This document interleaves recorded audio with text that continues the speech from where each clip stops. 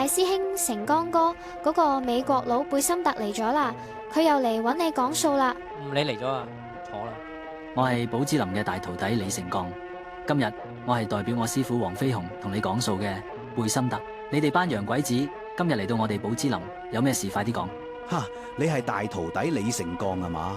好，我同你講，你哋點解唔同我哋買大豆，又唔賣啲稀土俾我哋，搞到我哋唔可以同全世界做生意？你咁樣做法簡直係不仁不義。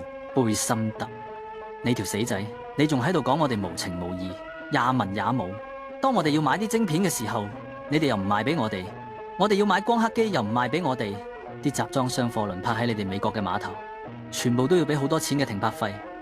而家連荷蘭嘅晶片公司都要搶埋我哋嘅，你哋係簡直喪盡天良，乜都做得出。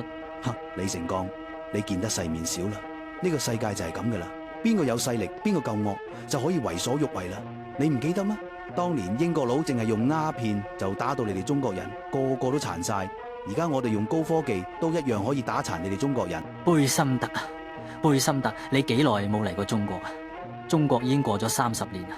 我哋寶芝林已經練成係神功蓋世，打通任督二脈，同時練成降龍18掌，打遍天下無敵手啦。你翻去同你嘅死蠢老細講，叫佢放馬過嚟啦。阿江，乜你咁講嘢啊？貝森特先生嚟到我哋寶芝林，話晒佢都係我哋嘅客人，要有啲禮貌。係嘅，師傅，我知道。貝森特先生，唔好怪佢，我徒弟唔識講嘢，如果有所得罪，請多多包涵。好啊，李成鋼，你好嘢，我哋隨時可以揾人懟冧你，你因住我哋走。